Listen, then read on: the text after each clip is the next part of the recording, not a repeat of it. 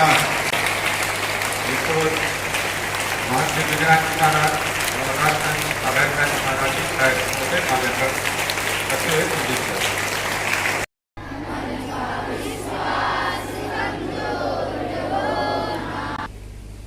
उन पे किताबें लिखी जाए तो वो बहुत कम पढ़ेंगे।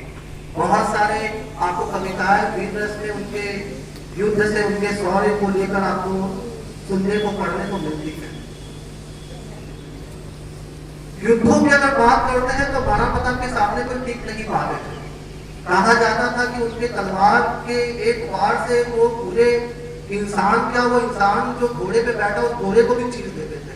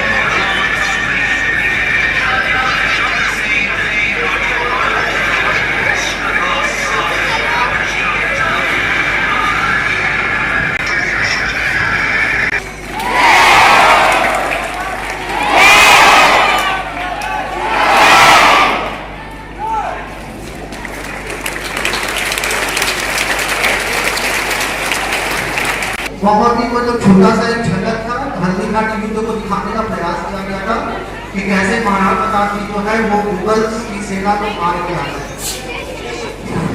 तो जैसा कि मैंने आपको बताया था कि एक दिन का ये युद्ध था, लेकिन इसमें लगभग 17,000 सैनिक मारे गए और इस युद्ध की तैयारी करने के लिए इतिहास में ये पता चलता है कि महाराणा प्रताप अपने राजपाट, अपने महल, अपने सिंहासन सभी चीजों को छोड़कर 20 साल तक जंगलों में भटकते रहे। मुगलों की सेना से लड़ाई या युद्ध करने की तैयारी करने के लिए महल है उतना ही इनके बहुत ही प्रसिद्ध और प्रिय घोड़े, उनका भी नाम आप सभी लोग जानते होंगे, चेतक, वो भी इतिहास में बहुत फेमस है। आज भी हल्दी घाटी जो जगह है वहां पे चेतक जी का मंदिर है जहाँ पे उनकी पूजा की जाती है और कहा जाता है कि चेतक जो घोड़ा था वो इतना शक्तिशाली था कि महाराणा प्रताप का वजन सिर्फ वही उठा सकते। आम किसी घोड़े में ऐसी ताकत नहीं थी जो महाराणा प्रताप का वजन उठा सकते।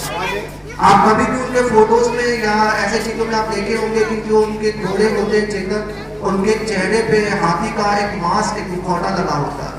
वो एक प्रतीक था, वो चिन्ह था कि वो सिर्फ घोड़ा मतलब था, लेकिन उसके अंदर जो ताकत थी वो हाथी से कम नहीं थी। एक और भी इनसे जुड़ी हुई घटना कहा जाता है कि जब हल्दी घाटी के युद्ध में एक खाई, एक बहुत बड़ा खड्डा कह लीजिए या खाई कह लीजिए, ऐसा जो मतलब जब आता है और महाराणा प्रताप अभी इस पार में थे और वो सोच ही रहे थे कि क्या किया जाए, कैसे उस खाई को पार किया जाए, तब तक जो चेतक है उनको लेकर उस खाई के उस पार छूट जाता है। अभी वो सोच ही रहे थे कि कैसे पार किया जाए, तब तक चेतक उस पार, मतलब जैसे कि वो अपने महाराणा प्रताप के मन को जानता हो कि वो क्या सोच सकते हैं, क्या निर्णय ले सकते हैं और वो उनका चेतक तुरंत वो चीज कर देता था। उनसे भी बहुत सारी जुड़ी हुई घटनाएं। हल्दी घाटी के युद्ध में एक चीज और कहा जाता है, फैक्ट कहा जाता है कि अकबर और महाप्रताप जी का कभी सामना नहीं हुआ था पूरे जीवन में। अकबर सिर्फ अपने दूतों को भेजता था महाप्रताप जी के पास कि वो उनकी अधिकता को स्वीकार करें।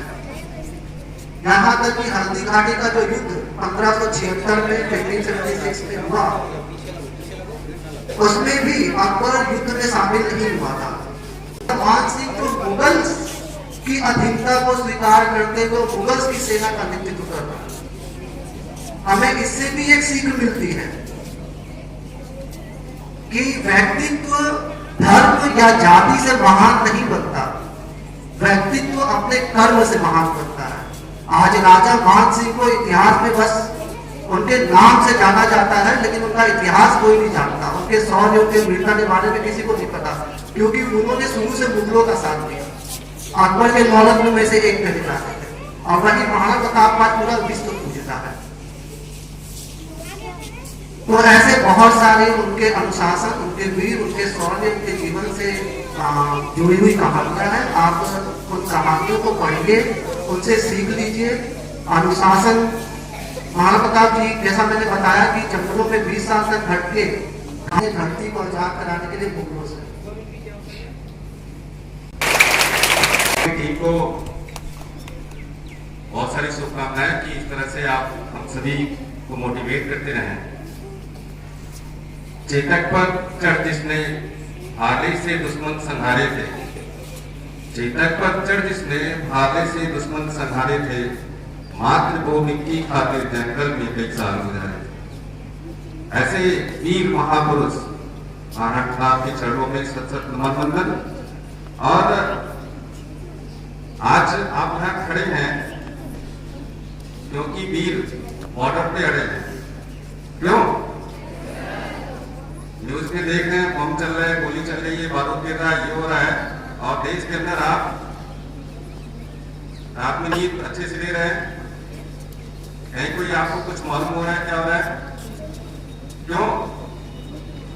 क्योंकि आपकी ही बीच का किसी बच्चे विद्यार्थी के पेरेंट्स वहां बॉर्डर पे खड़े हैं महाराणा प्रताप की तरह कि आओ देखते हैं कौन आता है।